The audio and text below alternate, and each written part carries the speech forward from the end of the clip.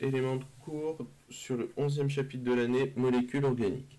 Donc les molécules organiques et plus généralement la chimie organique sont basées sur l'atome de carbone. Donc il existe un très grand nombre de molécules que l'on retrouve dans la nature et aussi synthétisées par l'homme qui rentrent dans cette catégorie. Vous verrez, plusieurs de ces molécules ont des propriétés chimiques qui sont voisines. À ce moment-là, on a décidé de les rassembler sous forme de famille. Et l'objectif ici de cette première vidéo sur ce chapitre, c'est de vous présenter ces différentes familles. On verra dans une deuxième vidéo une technique d'analyse qui permet justement d'identifier les familles en question. Alors, première partie ici, quelques généralités. Donc, en chimie organique, on va travailler avec quelques atomes, le carbone, l'hydrogène, l'oxygène et l'azote.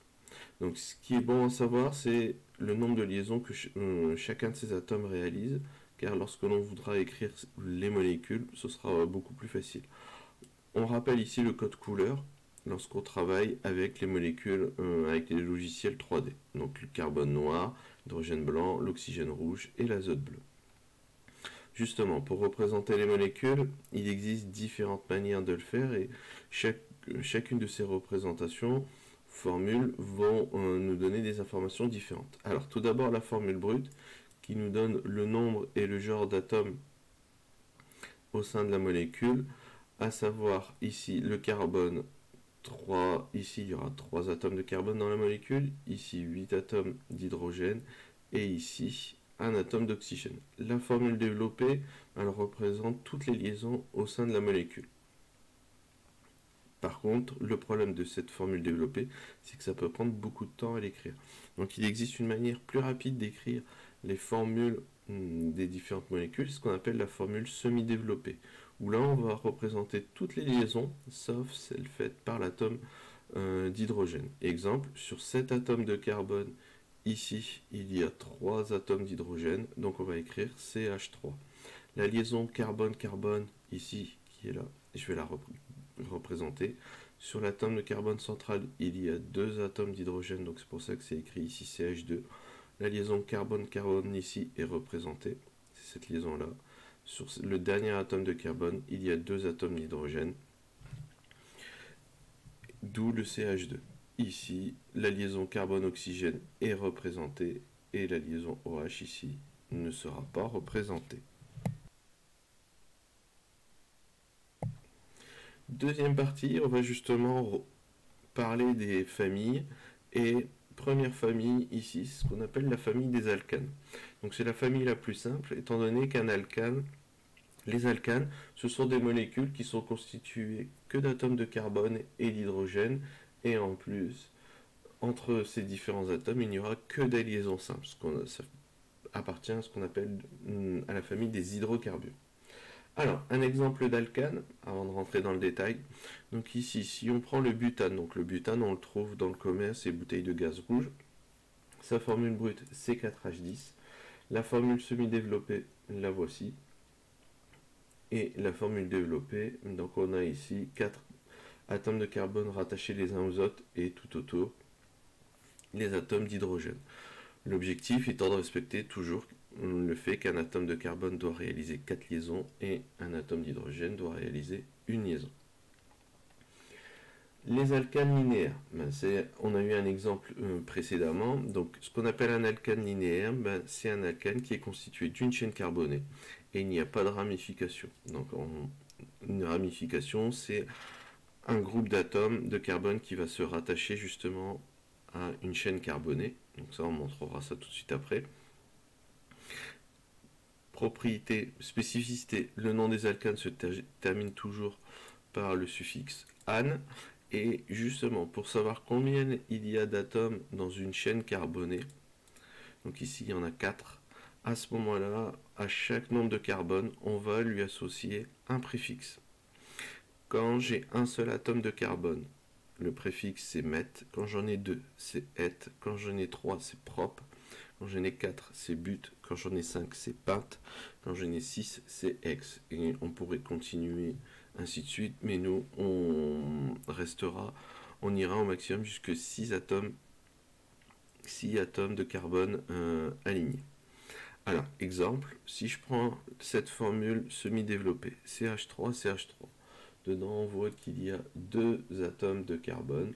Donc deux atomes de carbone, ça fait utiliser le préfixe et. Et comme il s'agit d'un alcane, on va lui rajouter le suffixe ane.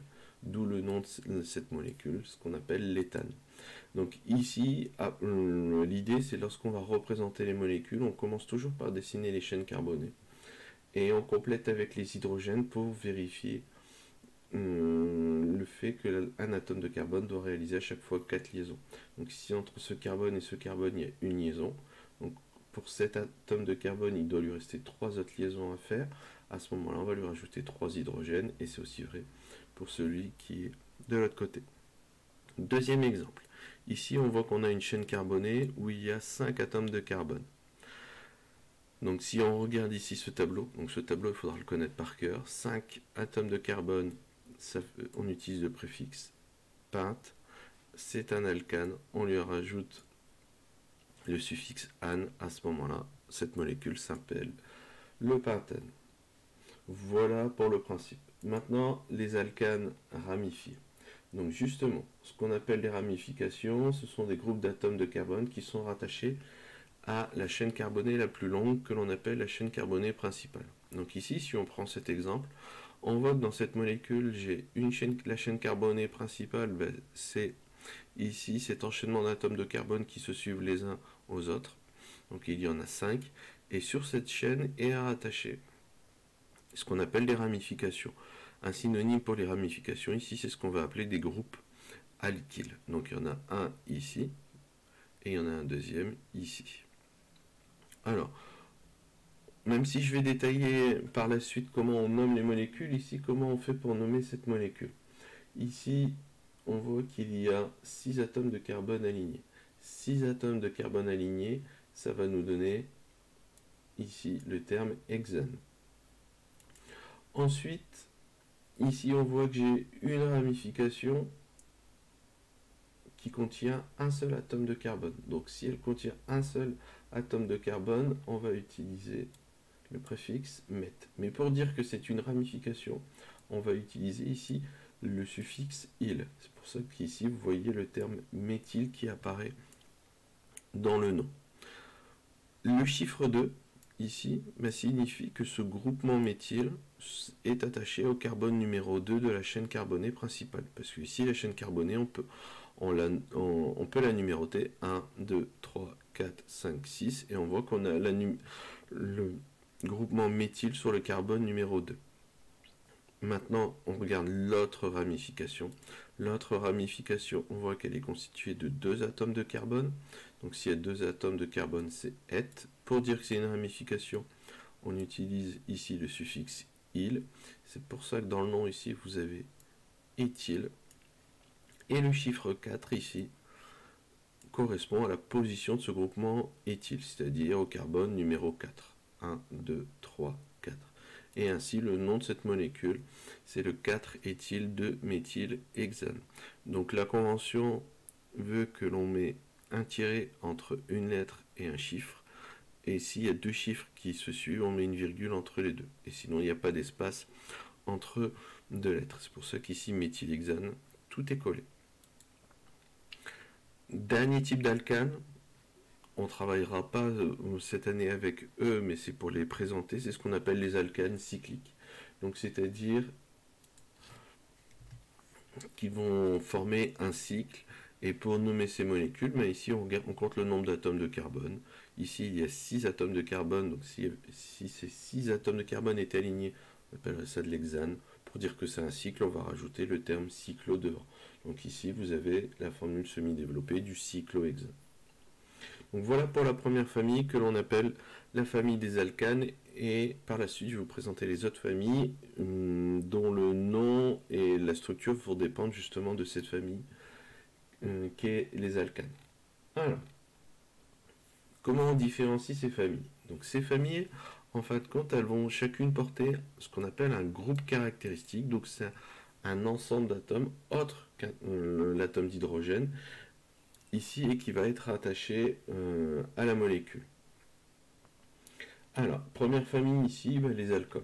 Donc ce qu'on appelle un alcool, ce sont des molécules qui possèdent le groupe caractéristique hydroxyle, donc le nom est à connaître, et le groupe caractéristique hydroxyle, c'est le groupement OH. Exemple, dans cette molécule ici que l'on appelle l'éthanol, on a un groupement OH qui est rattaché à la chaîne carbonée. Ici, autre représentation avec les modèles 3D, ici vous avez CH3, CH2 et ici OH. Donc l'éthanol, c'est la molécule que l'on retrouve dans toutes les boissons alcoolisées. Deuxième famille avec laquelle on va travailler. Donc deuxième et troisième famille, c'est ce qu'on va appeler les aldéhydes et les cétones. Alors, particularité pour ces deux familles, c'est tout d'abord, elles vont avoir le même groupe caractéristique qu'on appelle le groupe carbonyle. Et le groupe carbonyle, c'est la double liaison entre un carbone et un oxygène. Alors, comment fait-on pour avoir deux familles à partir du même groupe caractéristique? Ça va dépendre de la position de ce groupe caractéristique. Si ce groupe caractéristique, donc ces doubles liaisons O, se trouve en bout de chaîne, c'est-à-dire soit sur le carbone, ici à l'extrémité, mais ou en premier, ça revient à la même chose, parce qu'une molécule en chimie organique, on peut la lire de la gauche vers la droite, mais aussi de la droite vers la gauche. À ce moment-là, ce sera un aldéhyde.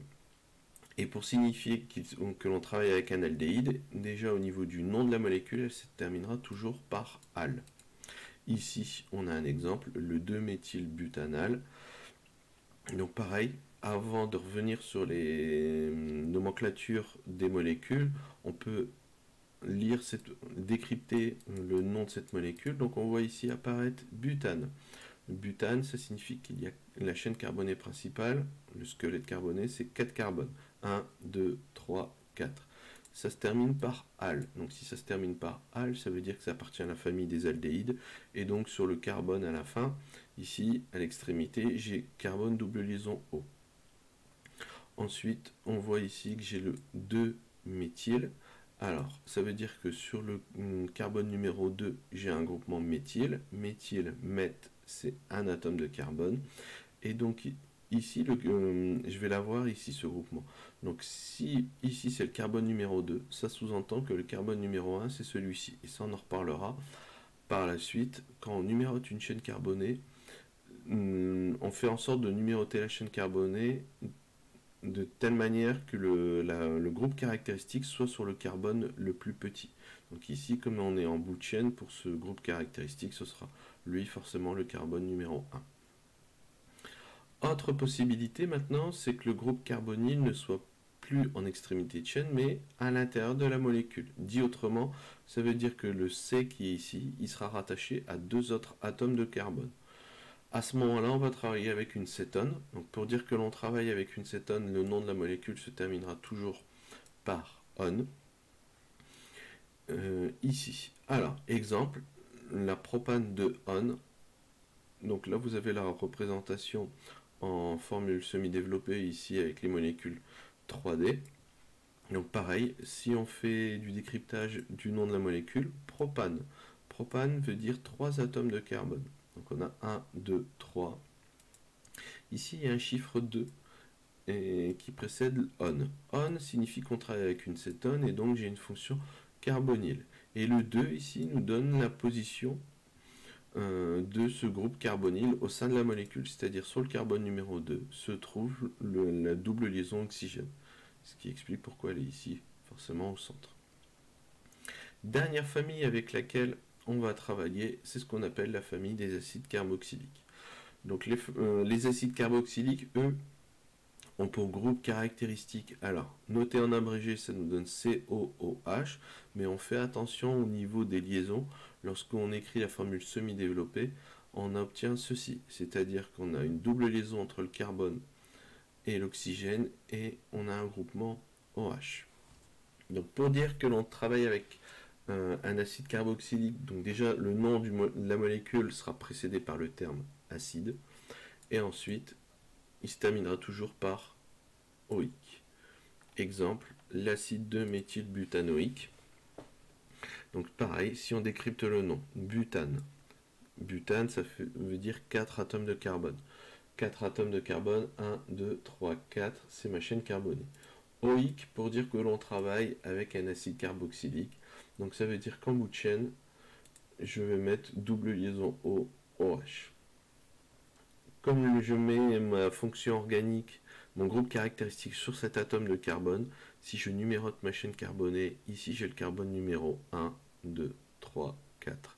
Et on voit que sur le carbone numéro 2, j'ai un groupement méthyle. Méthyle met un atome de carbone. Donc sur le carbone numéro 2 qui est ici, je vais avoir une ramification qui contient un atome de carbone. Alors ne pas oublier une chose ici, c'est que les chiffres que l'on voit apparaître dans le nom de la molécule, ce sont des chiffres de position.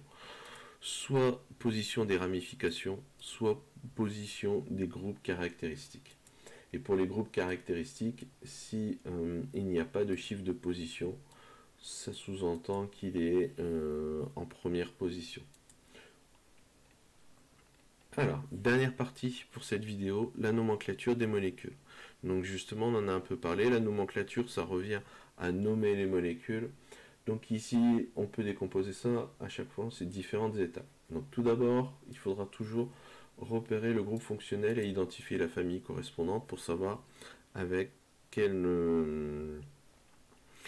suffixe on termine le nom de la molécule. Donc pour un alcool, ce sera ol, pour un aldéhyde, ce sera al, pour une cétone, on, et pour un acide carboxylique, on terminera par oïc. Ensuite, il faut repérer la chaîne carbonée la plus longue. Donc là, moi, ce que je vous conseille, c'est de l'entourer à chaque fois sur votre molécule. Une fois que l'on a identifié la chaîne carbonée la plus longue, on la nomme. Ensuite, on va la numéroter. Donc ça, c'est l'étape numéro 3. Donc on numérote notre chaîne carbonée en faisant en sorte que le groupe fonctionnel soit sur le carbone le plus petit. Et après, on va identifier et nommer les différentes ramifications. Alors, on va faire un exemple ici, exemple détaillé. Donc, on doit nommer cette molécule. Donc, première étape, on veut chercher, identifier la famille. Donc là, on voit que l'on a un OH, donc on a une fonction hydroxyle dans la molécule. Et donc, si on a une fonction hydroxyle, ça veut dire que cette molécule appartient à la famille des alcools. Et donc, le suffixe, ce sera ol. Ensuite, on cherche la chaîne carbonée la plus longue. Donc là, il y a deux possibilités. Soit les 5 carbones ici alignés, soit on peut aussi considérer 1, 2, 3, 4, 5. Donc ça fait aussi à nouveau 5 carbones ici alignés. Quand je dis alignés, ça veut dire qu'ils se suivent, qu'ils sont rattachés les uns aux autres par une liaison simple. De toute façon, que l'on travaille sur ça ou sur ça, à la fin, on obtiendra exactement le même nom. Donc on va prendre le premier cas de figure. Une fois que l'on a identifier notre chaîne carbonée. On va la numéroter.